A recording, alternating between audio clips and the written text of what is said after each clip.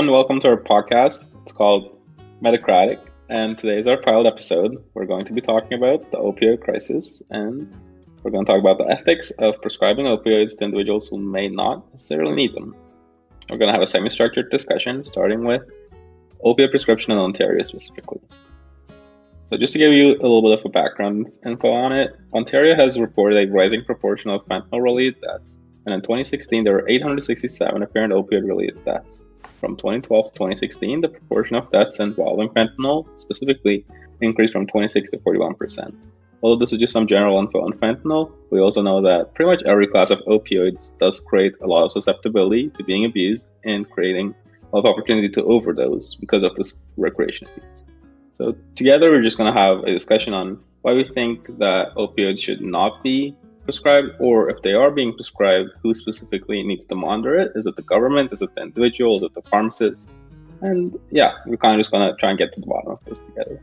Yeah, so off that point, the government, shouldn't it also be kind of the responsibility of the physician who's prescribing the medication, because they might be able to understand how much pain is after a certain operation, and that could be the leading cause of why a lot of overprescription occurs.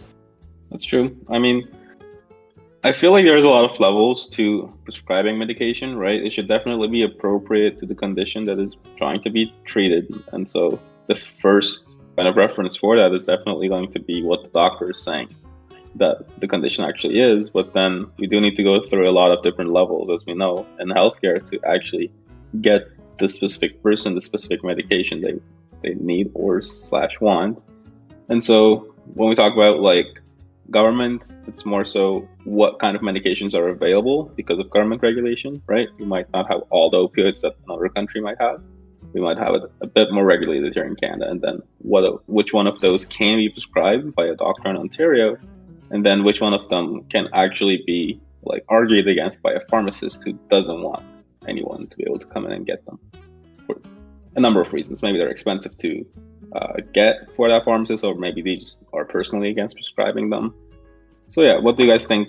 Like, where should most of the regulation happen? At a government level, at a pharmacist level, or just individually? It could be a mix of both pharmaceutical and government regulation, because you need the government to control how much they're actually distributing to the different hospitals and the pharmacies, and then the pharmacists can... I mean, is it really the pharmacist's responsibility to prescribe a certain amount of the opioids to the patient? It should be what the individual... It's a combination of both. It's both the doctor and the pharmacist, right? Oh, okay. So I thought, and my impression of it was that it was mainly the physician who gives the dosage, and the pharmacist is just the one that fulfills the order and organizes everything. You're right for the most part, but I have the impression that the pharmacist can still alter it. They seem like this might not be appropriate, right? Okay, so they would have a discussion with the physician about that then. With the pharmacist, though, they probably wouldn't have access to the amount of information that the actual physician has. Because the physician is looking at the patient, and pain's not really something you can qualify in general. Like, someone having pain with a back injury is going to be very different between someone who's like 35 and someone who's like 60. Even people within the same age bracket or anything, you can't really tell what their pain tolerance is, right? Yeah. So I don't really think that a pharmacist is able to do that, because they don't really know anything about the patient or their condition. Yeah, and I mean, the physician probably doesn't really know that much either, because you're asking the patient what their level of pain is. And that's extremely subjective, right? As you said, between a 30-year-old, a 60-year-old, their tolerance of pain. So prescribing opioids just based off of that seems reckless, but there likely isn't a better way to control the amount that's going in. So it looks like either the physicians or the government is intentionally overprescribing to avoid problems. Like, I feel like overprescribing may be better than underprescribing the medication for the pain, or not? So I feel like there's something really interesting going on there, because what I feel like the medical system tries to achieve by increasing the amounts of opioids in circulation is reducing the amounts of people who are coming in to the hospital, because when you suppress your pain, it's really difficult for you to tell if something else is going wrong in your body, because the pain pathway is the main way we figure out if there is a problem in our own body, right? So when a doctor prescribes you a bunch of opioids, it's much less likely for you to come back in on your own. And I feel like in a country in Canada, like Canada, where it's fairly easy for the medical system to get overwhelmed, I feel like the reason we do have an opioid problem is because of that exact reason, where the prescription of opioids is kind of a secondary tool to prevent the overcrowding of hospitals. But yeah, maybe that's like a very subjective way of looking at it. I would like to hear what you guys have to say about that. I think that makes sense. The fact that there's, you have to overprescribe in certain situations so that they're not overcrowded, but is there a way that we can control that indirectly? We have a lot of technology now where it may be not necessary to actually go into the hospital or to a physician's office to get a prescription refilled. Could there be another indirect way, such as, I don't know, through telephones, internet, I don't know, some applications in order to fill out a prescription if necessary? Right. Throughout the pandemic, we had like telehealth, right? Mm-hmm. So you could just call them for your specific physician or even just another physician, and they could help you with your personal problems. But yeah, it's definitely, I feel like, iffy to say, is it being overprescribed? Is it being prescribed like what it should be like? Or are we actually like prescribing the wrong drugs, right? Because opioids are essentially not preventative, not like they're not treating anything, they're not preventing anything, you're just suppressing symptoms, which most drugs in nature do. But I feel like there has to be a better way of dealing with a lot of these medical cases rather than just relying on opioids to do the job for you. Yeah, it might be that. Yeah. Sorry, go ahead. I was just going to say that it seems like we're prescribing opioids for a lot of conditions that necessarily don't need opioid prescription. Very minor surgeries, maybe minimally invasive surgeries. So that could also be a big problem with it. The fact that we're just giving it to basically everything. I mean, but isn't the bigger problem not just short-term use for surgeries? Isn't it for chronic use? Because a lot of people have chronic pain and then they just get opioid prescriptions that they just take. And like, as you know, that's what leads to addictions if you have it for a long time. Like, you obviously would definitely get it too in some cases if you use it in acute periods for after surgery. But if you're only taking it under supervision of a physician in the hospital after your surgery, you probably wouldn't grow addicted to it. Yeah, I'm just curious about the statistics of that. Yeah. For acute, definitely they'll give you, so if you have like, I don't know, a hip replacement surgery or something like that, you'll definitely get prescribed opioids for a short amount of time until the tissue has healed enough so that you can, not rely on those for the pain and you won't have pain anymore. But for chronic pain, that will likely be the culprit that's leading to the epidemic that's occurring. So I don't have that information, but I would be very curious to know what percentage of opioid prescription is for chronic pain versus acute pain. What do you think, Soroush? Well, I think in terms of opioid crisis, I don't think there is a much problem with prescribing opioids in medical setting, because we do have a very strict guidelines about how much and under what circumstances you can prescribe this specific type of opioids. For example, for morphine, it is one of the most potent and most with the highest efficacy painkiller that I think we use in clinical setting. And when you have a serious surgery like a hip replacement, we have very limited option of other painkillers that can match that. So they use very strict guidelines to use or prescribe this type of opioids. I think the problem is the street use or illegal use of the opioids in the streets that causes in these deaths, because people just abuse the drug that either they have been prescribed to, or they just buy it out of the street, or like the products of opioids, so it's like heroin. I think the biggest problem is the abuse of opioids rather than just prescribing the opioid. Yeah, that's definitely a big problem. And just going back a little bit, 40% of individuals, older adults, have chronic pain, so they're probably going to be prescribed opioids. And as Soroush said, there's also a lot of abuse potential, not just from prescriptions, but from buying things off the street. So also, what age most commonly abuses the opioids, and can that be targeted somehow in order to stop the epidemic? That's interesting because according to the stats from the Canadian government, about 2/3 of people on long-term therapy, I'm guessing that means that they have some kind of long-term chronic disease that they've been dealing with. 63% almost are prescribed strong opioids, meaning I'm guessing opioids that would kill the entirety of pain, right? Not just dampen it. Mm-hmm. So like Such as oxycodone. morphine-based, like drugs like oxycodone or codeine or any kind of morphine derivative. I feel like would do the job here. So I guess our conversation is also kind of: do we need to prescribe strong opioids, or can we just go for like non-opioid pain medication, like any kind of NSAID, right? Do we think that just dampening the pain would also do the job, but we're going for opioids because it's a safer option when there are other options available? Because we have to think about tolerance as well. If someone has chronic pain, I feel like a lot of the times a doctor will prescribe, like you said, a really strong opioid like oxycodone or something morphine derived. But is that the right course of action immediately? Because if your tolerance develops over a short period of time, which it likely will with opioids, likely still experience chronic pain after a short while of using the opioids. They might not help you as much.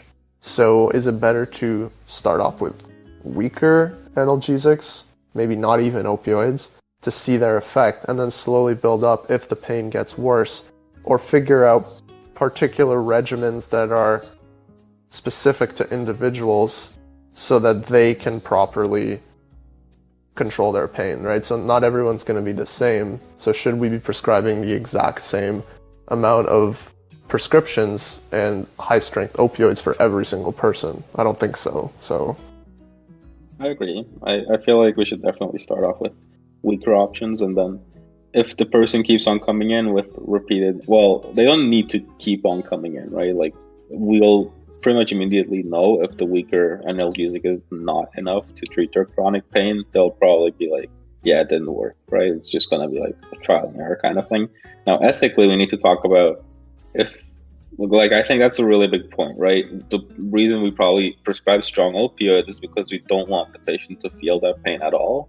And then ethically, I feel like doctors almost feel inclined to prescribe the strongest medication possible just so the patient doesn't have to feel that pain anymore, right? And so if we incrementally increase the schedule, I feel like there's also some kind of problems we'd get with just increasing dosage over time, where I feel like tapering the dosage is also another option. But I don't really know how that works medically. I've just seen that commonly the dose that a patient will receive after like a few years is going to be less than what they were receiving at the start, which is kind of counterintuitive to tolerance. But as this kind of brings up, like, there are a lot of nuances to prescribing a specific dose of opioids specifically. So I feel like this is a lot more complex than I personally have thought it is. But yeah, I do agree that starting a weaker like non-opioid based medicine would probably be a good option, though. I think what they do right now is that they give opioids for pain in most cases, but they differentiate between giving a weak opioid and a strong opioid. So I mean, here it says in 2018, 8% of the population is given about a weak opioid, where only 3.2 is given a strong, and then even less amount is given both. So I think they do start out, they don't give non-opioids right now that are weaker, but they do give weaker opioids. So like they won't just start you out with extremely strong things. They'll start with codeine, some things like that. They're not just going to go straight to morphine and everything like that. Mm-hmm. Mm-hmm. I mean, I think a big part of it is as well that when you're giving the patients a lot of opioids, right, weak or strong, you're giving the patient a lot of choice in what they do. They don't necessarily have to take. It's not as if, the pain is directly killing them, as, the potential disease is causing the pain, right? So they don't necessarily have to take the opioids to control the pain if they don't want to. So another really important part of this whole issue is patient education. How much should they be? You can give a recommendation from a physician, but a lot of the times that recommendation may be incorrect for the amount of pain that the person is experiencing, because the physician doesn't know how much pain the individual is experiencing. Only the individual knows that. That's actually a really good point. And I guess that kind of brings us back to like our initial point of discussion, right? Where there is an individual aspect to this crisis, right? If, as you said, we educate patients as to when they really should take an opioid, right? Which in most cases should be pain that is intolerable, right? Not just for very mild pain that is just like not even distressing, but just annoying. It might not be best for that person to use an opioid to treat that. And it is literally up to them, right? The doctor, as he said, can't know that. So like personal education, definitely a big part. Then regulating it by, medical professional, definitely another option. But I do feel like it does have to go up a higher level to the government in terms of like, especially like age range, who can be prescribed strong opioids. Like if you're, younger than like, let's say 60, right? Do you really need a strong opioid for your pain? Because your pain tolerance is probably fairly high at that point. Yeah, also the impressionability, right? Being younger more reckless behavior. So just taking the medication whenever you feel that pain is coming. I'm not saying you shouldn't do that, but we have to figure out a way to definitely spread more education on the topic, because even us in the health sciences field as students, I don't think that we discuss the opioid epidemic and certain aspects of it in some situations, but I never feel that we really discuss it a lot, and it's a real big public health crisis. So if we're not learning too much about it, then I'm just wondering, other people who aren't in any relation to the health field at all, how much they really know about the education of taking opioids and things like that, if they ever need it. I mean, I feel like it's a topic that is not discussed that much because people aren't really aware, right? As you mentioned, that this even something that's going on. Because like when we think about drugs, I feel like most people think that the drug that they're taking is specifically treating a certain condition that they're experiencing, right? Although most of the time it's like a universal analgesic that just reduces the amount of pain signaling to your brain. And I feel like just the general public doesn't even realize that is the case. So there is a lot of like educating to do. It's not just about prescribing, as we were kind of discussing beforehand as well. I don't know. How would you guys go about like starting an education program on opioids in Canada? So my question with the educating though, because you said that it was also up to the individual when we're talking about prescription at first. Even if you provide education, would that impact how the physician prescribes the drugs? Because let's say, if someone is addicted to opioids, they're going to want to get the drug no matter what, whether that be convincing a physician to give them more than they need or buying it illegally. So if you put too much trust in the individual, then you're running the risk of them just lying and saying that they have more pain than they actually have. Because we can't quantify their pain. We don't know. So that's a good point. I feel like that it's much harder to change what's occurring right now in the people that are already addicted to the opioids. But I think that eventually we can stop the problem before it occurs. So I don't think that an individual who's not addicted to opioids yet, let's say they just recently diagnosed with chronic pain, or just they have some acute pain after an operation, they're likely not addicted to opioids in many situations because they haven't been exposed to them. So giving them that education early on can likely prevent it further. That's what I would think. There's definitely an age problem. Looking on the Canadian website here, for Canada at least, 15 to 24, like age range, is the fastest growing population for hospital care and opioid overdose. 15 to 24. Yes. So there's obviously something about the developing mind, because for males, I think your mind develops until you're like 25 or something. There's obviously something there that leads to a greater risk of abusing it. In terms of education, I think one aspect that they can focus on would be to tell them about the side effects of it. Like, you have to frighten the patient about the severe side effects. For example, do you guys remember when... No, I'm serious, because do you guys remember when in pharmacology we were studying the drug abuse potential? One of them was the inherent harmfulness of that drug. For example, the methanol is it's very available, but it would get you blind and like deaf and kills you very quickly. So you would not go for it. So you can start educating people like around the young age that if you can use these opioids or opioid products out of the guidelines which your physician have set for you, you're gonna have a respiratory distress, especially if you combine it with other depressive drugs such as alcohol. I think that type of fear about you might lose your life, and it is very common, would basically unmotivate them to abuse it. So what do you guys think? I definitely it's almost like sorry, go ahead. Oh no, you go ahead. Fine. Right. It's almost like the cigarette packaging, right? I was just gonna compare it to, because like I feel like before we had like the cigarette packaging that was like smoking kills, and then had like a bunch of patients with like, I don't know, like lung cancer and stuff. But like, not a lot of people maybe were aware of the specific consequences of, just something like smoking that now we know as a society is bad for you, right? But like with opioids, that might not be initially apparent to most of the people who take them, right? So this had another point on like method of administration and method of abuse. So we know that most of the opioids are usually just orally administered, unless it is for anesthesia. And so when we talk about oral administration through pills, usually the administration that people use colloquially can be very varied from that.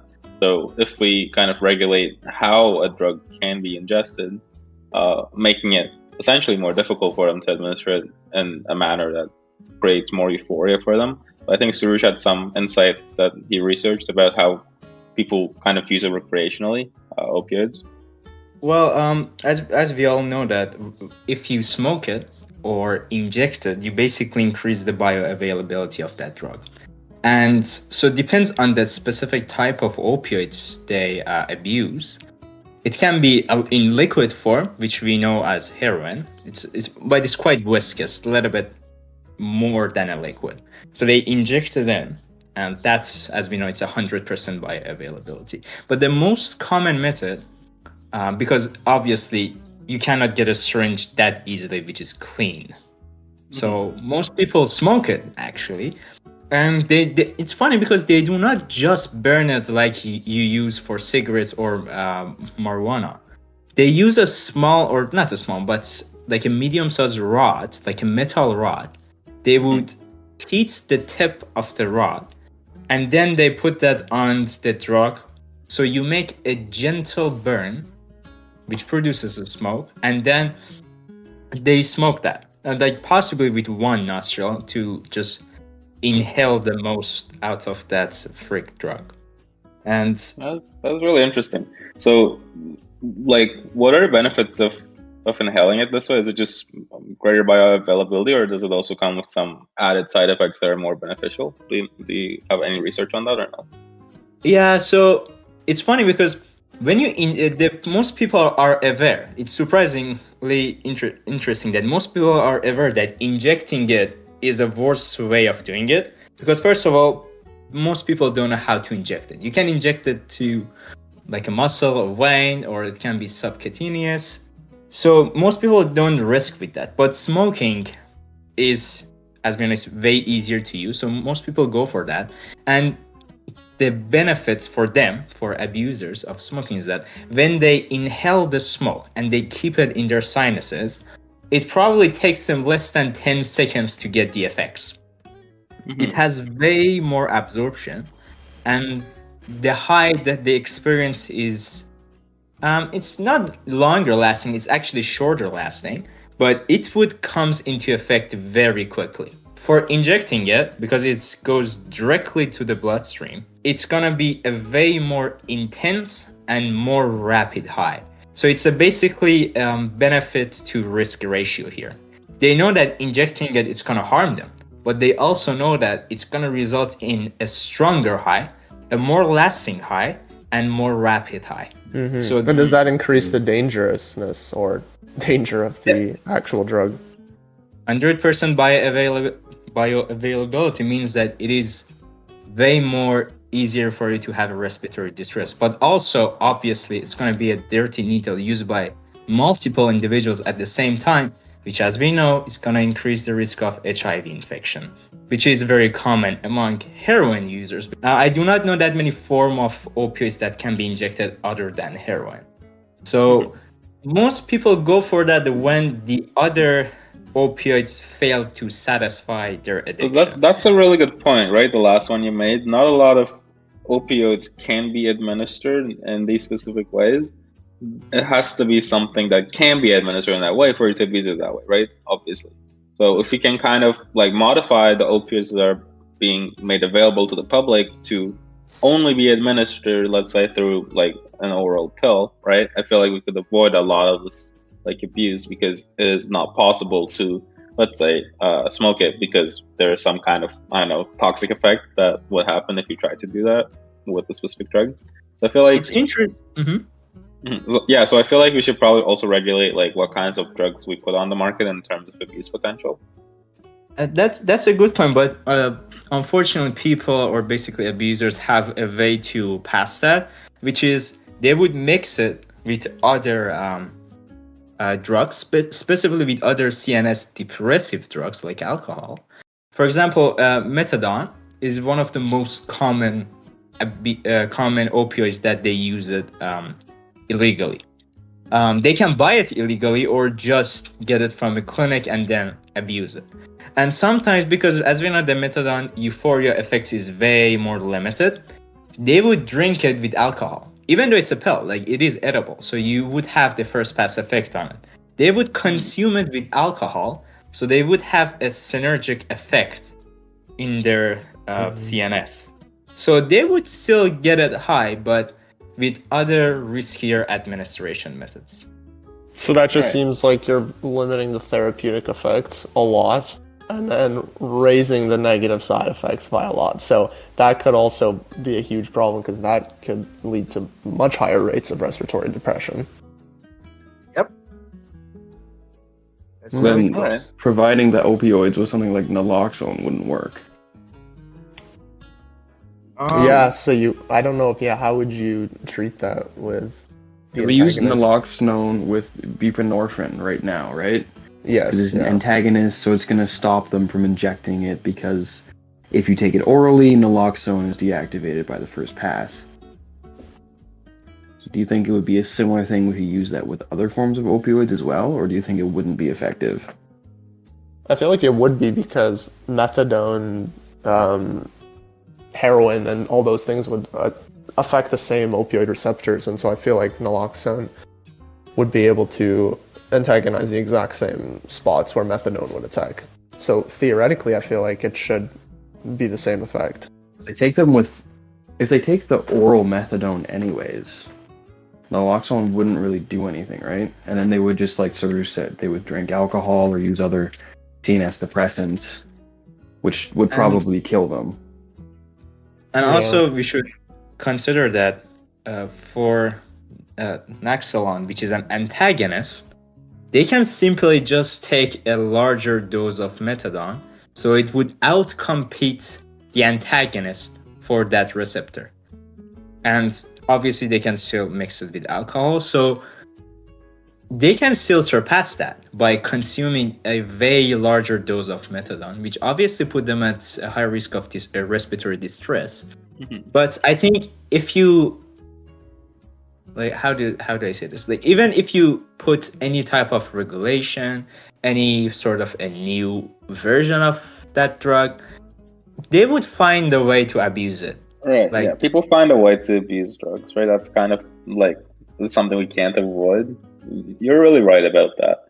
And so I guess like where that brings our discussion is, knowing that people are gonna abuse opioids no matter what kind of regulation we put out, like, what else is there that we can maybe do rather than like changing what drugs we make available? Like educating people is obviously a good point we kind of discussed. Or just to wrap up our discussion, are there any final thoughts on like, okay, so people are going to abuse this no matter what, people who want to abuse, so what else could there possibly be that we can do to avoid this? I mean, I guess just small changes. There is no one answer to solve the epidemic.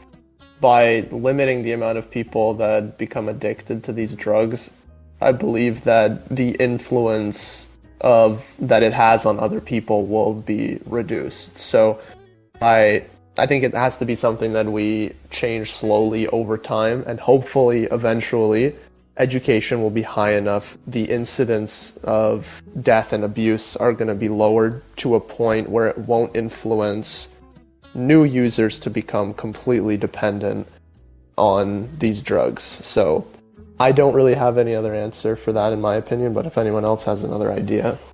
I think maybe incentivizing returning your prescription of opioids if you no longer need them. Because I know it's not the biggest problem with it, but some of the problem is that people with pain or who've undergone surgery will receive a prescription of opioids so that they can deal with the pain until they no longer need them. And then they're supposed to return them to the clinic or dispose them at the indicated area. But some people don't.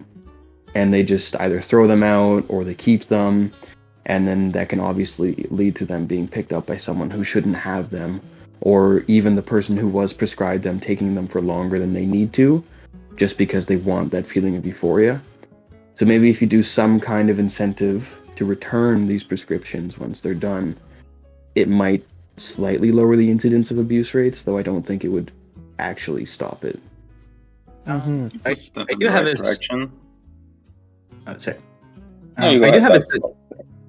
I do have a suggestion that might actually work, and I know that it kind of works because there is a similar situation in my country. So one way you can reduce the abuse of opioids is that you would reduce the availability of the illegal drug. And the way you do that, you increase the price of those opioids. So that simply can mean that you would arrest people who mass produce, or you have to obviously locate them, and then you would arrest individuals who produce a huge portion of these drugs in a region or in a street. And because you would reduce the supply, whatever that remains on the streets, their price will be way higher. The same situation happened with use of meth in my country. So when they arrested most active drug dealers, the price of the meth just quadrupled. So less people could afford to abuse that drug. So you would reduce the rate of illegal abuse for that. I think the same thing can happen in Canada. If they were able to find these people who mass produce synthesized opioids like heroin or other forms, they would reduce the usage by simply increasing the price. So that's an interesting point. I think we have to though separate a little bit. I don't want to go too into depth on this topic because we're wrapping it up, but I don't think, are there any clinical uses for meth as the street form? Like, are there derivatives of it that are used clinically? Yeah. I mean, meth is a stimulant, right? So. Yeah. Actually, I mean, not exactly meth, but family of amphetamines. Yes, you would treat ADHD with them. Or manage, at least. So, I don't know how different they are from the type of meth that's used on the street versus the ADHD medications, how different they are, but I feel that opioids, their structures are all very similar and they can all lead to some sort of abuse potential. And the relationship between the street environment and the clinical environment, how would they affect each other? So if you reduce the supply on the street by doing what you suggested, would that affect the availability of the drugs that are used at a clinical level? Because if you increase it in the clinical world and reduce it on the street level, eventually the drugs from the clinical world will again leach out into the street world, and again it will balance itself out. So it might be difficult in that sense to kind of regulate the control of the drug. Mm-hmm. Yeah, and I mean, this again kind of brings up the idea that there is just so many nuances to this specific problem, which is probably why we have an epidemic going on, which is really difficult to control because we can't really control it, right? So I guess this discussion kind of just sheds a bit more light on the specific facets that we can maybe tackle and, at least reduce the possibility of abuse. But it's going to be really difficult to control it to the point where there's going to be no abuse, right? Because I don't think that's realistic. So, yeah. Are there any other final thoughts on this topic, or can we wrap it up? Yeah, we can wrap it up. I think I'm all good. All right. So this was just our first pilot episode, and we're just trying things out and seeing how it will go. So I guess to end it, we can kind of just introduce ourselves and then, and finish it right there. So my name is Berk, and I'm personally really interested in topics that are about, I'd say, neuroscience and cancer specifically, and maybe we can talk about some of those things coming up. But so that's my name and what I'm interested in. I can go. My name is Stefan, and I just like to say we're all in a health sciences program, as you may have picked up throughout the podcast. I'm particularly interested in a lot of facets of health sciences, but particularly interested in cardiology and nephrology research. And I'm also interested in certain aspects of ethics and history of healthcare, which we're going to try to discuss throughout this podcast. All right, I'm Warren, also a student in Bachelor of Health Sciences. I'm a big fan of cancer research as well as some brain mechanisms, neuron connections, etc. And I think ethics are a pretty interesting thing to talk about. My name is Soroush. I'm also a student in the health science program. And I'm also very interested in specifically pharmacology and mechanism of action of specific drugs, either therapeutic or illicit. All right, so that's just an introduction of us. And so, first episode, and we hope you enjoyed listening.